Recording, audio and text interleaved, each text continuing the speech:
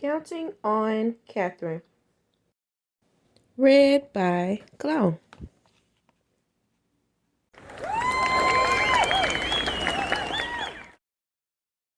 Katherine loved to count.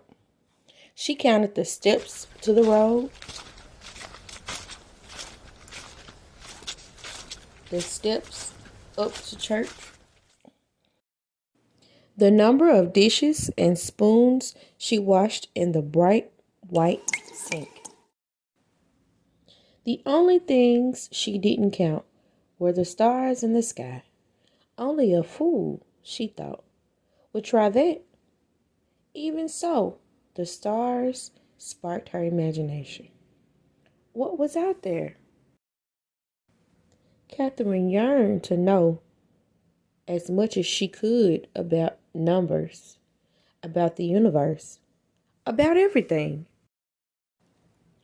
Katherine's boundless curiosity turned her into a star student. She was so bright, she skipped 3 whole grades. She catapulted right past her brother. He wasn't too happy about that. By the time she turned 10, Katherine was ready for high school. But back then, America was still segregated by race. Her town's high school didn't admit black students of any age. Katherine burned with fury. She wanted more than anything to keep learning. There was still so much to know. Count on me, Katherine's father told her. By working night and day, he earned enough money to move the family to a town with a black high school. Katherine loved high school. She was good at every subject, but math was still her favorite. She dreamed of becoming a research mathematician, making discoveries about the number patterns that are the foundations of our universe. In those days, though, there were no jobs as research mathematicians for women. Professions most available to them were teaching and nursing. So, Katherine became an elementary school teacher. She liked her job and she loved her students, but she never stopped dreaming about exploring numbers. In the 1950s, the U.S. government, NACA, hired thousands of new employees. It even started hiring black women as mathematicians. Katherine heard about the mathematician jobs. Her heart raced with excitement. Perhaps her dream could come true after all. But when she applied for one of the positions, she was told they were already filled. Katherine had to wait a whole year until new spots opened up. Her patience paid off. She got the job. A few years later, the Soviet Union sent a rocket ship into space, launching a space race with the United States. NACA was rolling into a new space agency, NASA. Katherine now found herself at the heart of America's space program. She worked as a computer. Electronic computers were not widely used yet. Calculating long series of numbers. All the computers were women. They were given the tasks that men thought were boring and unimportant. That didn't bother Katherine. She knew that without her contributions, a spaceship couldn't reach its destination, nor safely return to Earth. Here's why. Sending a rocket ship into space is like throwing a ball into the air. At first, the force of the throw sends the ball up, up, up. But as its energy runs out, the ball's path curves back toward the ground. Where it lands depends on what angle it was thrown and how high and how fast it flew.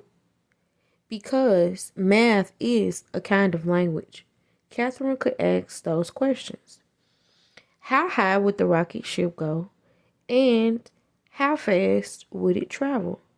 Using numbers, and numbers would provide the all-important answer. Where would it land? To find out, Katherine plotted the numbers she calculated on the graph. When she joined the points together, she formed a curved line.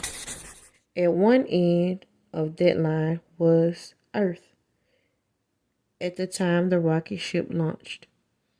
At the other was where Earth would be when the ship landed. Katherine's reputation for accuracy and strong leadership skills. She was known for asking plenty of questions. Got her promoted to Project Mercury, a new program designed to send the first American astronauts into space. Mercury's mission was going to be dangerous. So dangerous that even the project's star astronaut, John Glenn, refused to fly unless Katherine okayed the numbers. "You can count on me," she said. Glenn's spacecraft, Friendship 7, orbited Earth 3 times and returned home safely. Glenn became a national hero. Katherine was promoted again. Now she was asked to calculate the flight paths for Project Apollo, the first flight to the moon. "Count on me," she said. On July 20th, 1969, the Apollo 11 astronauts walked on the moon. Their feat was celebrated around the world. More triumphs followed. Apollo 12 rocketed the moon in November 1969. Apollo 13 launched on April 11, 1970. But on the third day of Apollo 13's flight, the worst thing happened: an explosion in space. Could the crippled spaceship make it to the moon? And if it didn't, would it be able to get back home to Earth? The 3 astronauts on board were in grave peril. Commander Jim Lovell told Mission Control, "Houston, we have a problem." Back on Earth, Katherine Johnson got a phone call. Her flight path calculations would have to be done all over again, and perfectly. It would be the toughest challenge of her life. Katherine told Mission Control, "You can count on me." She rolled up her sleeves, took a deep breath, and began doing the math. She worked hard and fast. A few hours later, Katherine's calculations were finished.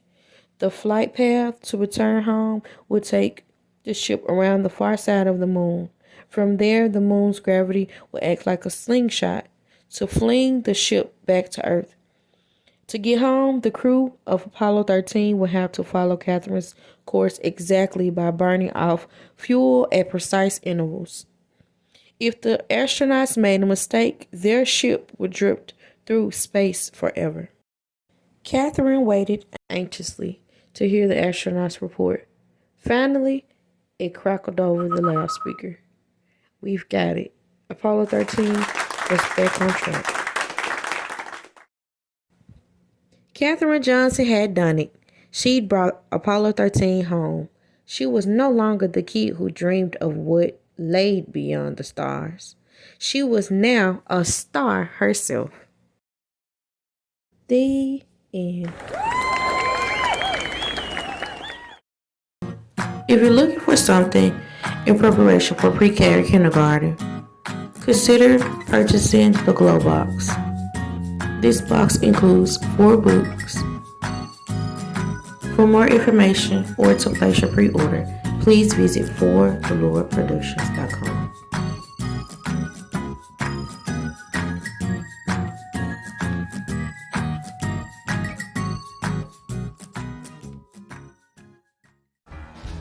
Follow us. Subscribe!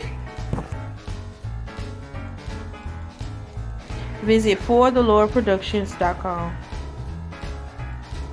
Thank you for watching.